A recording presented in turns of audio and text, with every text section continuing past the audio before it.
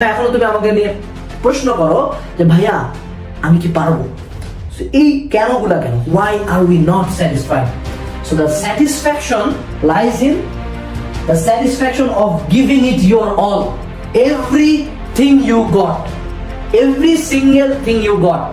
তুমি যখন কোন একটা কাজে নিজের সর্বোচ্চ মানে everything, every bit of energy, every bit of sweat, every drop of blood, everything দিয়ে ট্রাই করছো, বাট যখন হয় নাই বা হোক, সেই স্যাটিসফ্যাকশনটা হলো অন্যরকম স্যাটিসফ্যাকশন।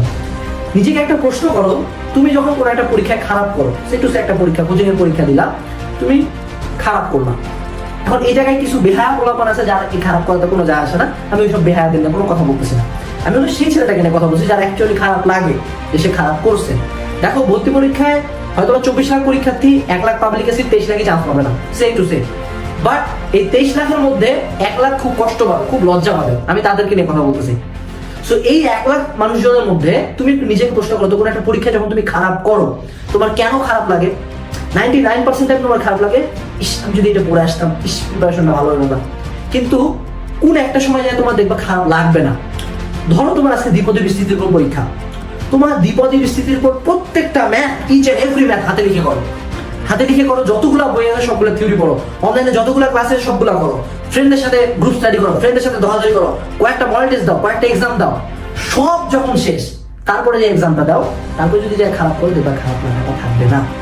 দেখো অনেকে বলে ভাইয়া আপনি 268তম হয়েছেন বইতে, তাও তো লাফান কেন? দেখো আমার কিন্তু এই 268তম মানে একটা ফোঁটা খারাপ লাগা নাই, আমি কিন্তু আমার সিচুয়েশন বা আমার অবস্থাটা নিয়ে অনেক হ্যাপি। কেন জানো? কারণ আমার ক্যালিবার বুয়েটে চান্স পাওয়ার মতোই ছিল না। আমি এখনো ফ্রম দ্য ফার্স্ট ডে আমি কিন্তু মুখস্থর উপর বিশ্বাসী, এবং সবাই বলে যে মুখস্থ বিদ্যাতে বুয়েটে চান্স হয় না, বুয়েটের জন্য বেসিক লাগে, এই লাগে ওই লাগে। আমি কিন্তু জানতাম যে আমার যদি ওটা হবে না, আমি কিন্তু ওটা পারতাম না। বাট আমি কিন্তু আমার সর্বোচ্চ ক্যালিবারটা দিছি, জান দিয়ে দিছি, মরে গেছি, মরার মতো পড়ার পরে বইটা 268তম হয়েছি।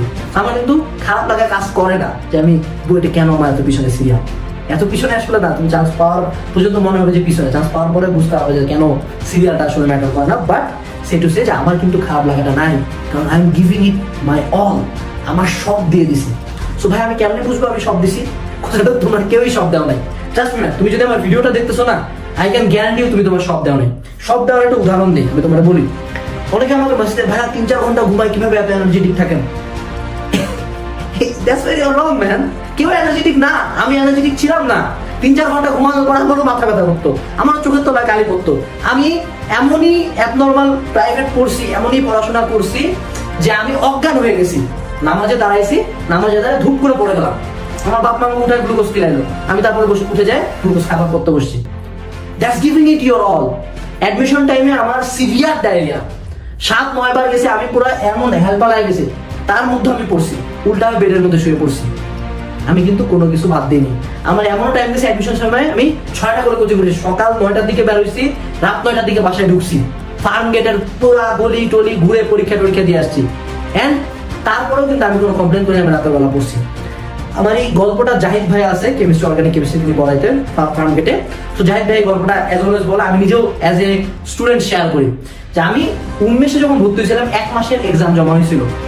1 মাসের এক্সামে অ্যারাউন্ড 200 সামথিং এক্সাম, আমি 7 ঘন্টা বসে বসে উন্মেষের রুমে এক্সাম দিয়েছি, 7 ঘন্টা। তারপরে খাতা জমা দিয়ে আসে, বাসায় এসে জাহিদ ভাই আমাকে 3 ঘন্টা পড়াইছে। তখন ওই যে ছাত্র আন্দোলন চলতেছিল, আমি কিন্তু যাই নাই কোথাও। জাহিদ ভাই আমাকে 3 ঘন্টা পড়ানোর পরে ভাইয়া যাইতে চাইছে, আমি বলছি ভাইয়া যাওয়ার দরকার নেই, তো এদিকে বাইরে তো আন্দোলন চাকরি থাকে না, আপনি আমাকে আরো পড়ান। তখন সে অবাক হয়েছে, স্যার ভাইয়া আপনি নিজে খুব পার দিচ্ছেন না। আমি নিজের একটা উদাহরণ দিচ্ছি যে পরিশ্রমটা কোন লেভেলে হয়। আমার নিজ চোখে দেখা জিহাদকে 17 ঘন্টা পড়ছে, এক টানা, একটা সেকেন্ড ব্রেক নাই। আমি তৌকিকে দেখতাম কোচিং করে আসে সারাটা রাত পড়ছে, পরের দিন দুপুর 3টার দিকে ঘুমাইতে গেছে, পরের দিন দুপুর 3টায়। এইরকম আমরা পাগল ছিলাম, আমরা ওষুধ টষুধ খেয়ে রাত জাগতাম, 3-4 দিন ঘুমাইতাম না। স্বাস্থ্যগত প্রবলেম, হ্যাঁ মানে চান্স পাওয়ার আগে কিসে স্বাস্থ্যগত প্রবলেমে মরে যাচ্ছিস তুই? কেউ তো মরতেছে না, ঘুমাইতে পারি না, আমার খারাপ লাগে, তোর খারাপ লাগে চান্স পাবি না সে। ভাইয়া আসলে অনেক ভাইয়া তো বলে যে চান্স পাওয়ার জন্য এত কষ্ট করতে হয় না। ডিফারেন্ট, সবার মাথা সেম না তো, সবাই ম্যাথ ভালো বুঝে, আমার মুখস্থ করতে হয় কেন? আমি অত বইটা পড়ে বইটার অনেক ভাইয়া থিওরি আবিষ্কার করে বিভিন্ন নোবেল পাওয়া যাচ্ছে, আমি তো ভাই মুখস্থ করে পাস করতেছি। তাহলে আমি যদি বলে দেখি না, আমি বুঝবো হবে না। We are not the same bro, একটা লাইন আছে না, we are not the same, তো তোমার কোন ভাইয়া কম করে এত পরিশ্রম করতে হয় না, আমি লাস্ট 1 মাসে চান্স পাইছি, দ্যাটস তার থিং, এটা তার ব্যাপার। বাট তোমাকে কি করতে হবে? সর্বোচ্চটা দিতে হবে। সো কখন বুঝবা সর্বোচ্চটা দিচ্ছ তুমি? যখন একটা পর্যায়ে পরিশ্রম করতে করতে আমার এমন একটা পর্যায়ে হয়েছে যখন মনে হচ্ছে আমি যদি আর 1 পেজ পড়ে আমি মারা যাবো, এই পরিমাণে পড়াশোনার প্রতি যদি বিরক্ত আসে, তখন মনে হবে তুমি তোমার সর্বোচ্চটা দিচ্ছ। বাট তার আগে পর্যন্ত ফেসবুকে স্ক্রল করতে এই পেজ, এই ভাই আর ক্লাস, আজকে ভাই লাইভ আছে, গেম খেলি, হবে না ভাই, হবে না। এটা কিন্তু জীবনের সর্বোচ্চ না, এটা সর্বোচ্চ 10% নয়। তুমি তোমার সর্বোচ্চ কতটা পাওয়ারফুল তুমি জানো না। আমি অলওয়েজ মানুষকে একটা কথা বলে হুমকি দিতাম, you have no idea about how hard I can work. তুমি আমার সর্বোচ্চ সম্বন্ধে জানো না। দেখো, আমি যদি 10% পড়াশোনা দিয়ে ক্লাসের টপারগুলোকে কাটাইতে পারি, তাহলে তুমি চিন্তা করো আমি যদি 100% দিতাম তাহলে কি হইতো। বাট সমস্যা হলো তোমাদের, তোমরা এই 100% দিতাম বলে কি হইতো এইটা চিন্তা করে থাকে যাও, তুমি কখনো 100% দাও না। সো যখন আমি আমার 100% দিব, তখন কেউ থাকবে না। জিনিসটাকে একটা রেসের মতো চিন্তা করো, সবাই অনেক দূর আগা গেছে, তুমি ধীরে সুস্থ আগাচ্ছ। এমন সময় তুমি একেবারে 100% পুরো মনে করো NFS, নিড ফর স্পিড খেলতেছো, পুরা পিছন দিকে NOS মানে কি একটা নাইট্রোজেন ছাড়াতে তুমি দৌড়ায় না, ফলশ্রুতিতে তোমার ইঞ্জিনে পুরো ধ্বংস হয়ে গেছে। But at the end of the day তুমি এত জোরে গেছো যে আশপাশে সব গাড়ি উড়ে গেছে। That's the spirit you need man. তোমার গ্যাপ আছে, তুমি পড়ো নাই, তোমার পড়া ভালো লাগে না, তোমার অনলাইনে এই লাগে ওই লাগে, কিচ্ছু ম্যাটার করে না। নিজের সর্বোচ্চটা দিয়ে দাও। পড়তে পড়তে অসুস্থ হয়ে যাও, যাতে তোমার অসুস্থতাটা কখনো এরকম না হয় যে ভাই অনেকক্ষণ ফোনের দিকে তাকাইছি দেখে অসুস্থ। না ভাই, আমি পড়তে পড়তে অসুস্থ হয়ে গেছি, আমি পড়তে পড়তে অসুস্থ হয়ে গেছি, তখন হলো যে ভাই everything you got, every bit of strength. এটার উদাহরণটা আরো ভালো মতো দেই। ধরো তুমি জিমে গেলা, একটা ওয়েট হাতে নিলা, তুমি ততক্ষণ পর্যন্ত তুলতে থাকবা যখন পর্যন্ত ব্যথা তো করবে, ব্যথার সময় তো থামা যাবে না, একেবারে আর উঠবেই না ওয়েটটা হাত থেকে যখন নিচ থেকে খুলে পড়ে গেল, that's give it to you. তোমার সর্বোচ্চটা হলো এত পাওয়ারফুল, আমাদের প্রত্যেকের সর্বোচ্চ এত পাওয়ারফুল, বাট আমরা কেউ কখনো সর্বোচ্চ 10%ও দেই না, আমরা আগেই ধরে নিই। আচ্ছা তুমি আমাকে একটু বলতো, এই ভিডিও যারা দেখতেছো, তুমি লাস্ট কবে 10 ঘন্টা 11 ঘন্টা কন্টিনিউয়াস পড়ছো মিয়া? কন্টিনিউয়াস ভাই 3 ঘন্টা পড়লে তো ভালো লাগে না, ওই ভাইয়া বলছে 30 মিনিট পর পর ব্রেক নিতে। হাত মিয়া, এসব কি বারে এত থিওরি? হ্যাঁ, এত থিওরি কিসের? পড়াশোনা সিম্পল নিয়ম হলো যতক্ষণ ইচ্ছা ততক্ষণ পড়বো। আচ্ছা ঈশ্বরচন্দ্র বিদ্যাসাগর এত সব ট্যালেন্টেড মানুষজন ছিল, ওরা কি এত সায়েন্স পেত নাকি যে 30 মিনিট পরে ব্রেক নিতে হবে, নাহলে মাথায় এক্সাক্টেড হয়ে যাবে, নাহলে মাথার মধ্যে এত ঢুকতে হবে? এত কি ভাই, মানুষজন আছে রাত কারাত জায়গায় পড়ছে, রাত কারাত থিওরি লেখছে, রাত কারাত পড়াশোনা করছে, ওই জন্য এত ট্যালেন্টেড ছিল মানুষজন।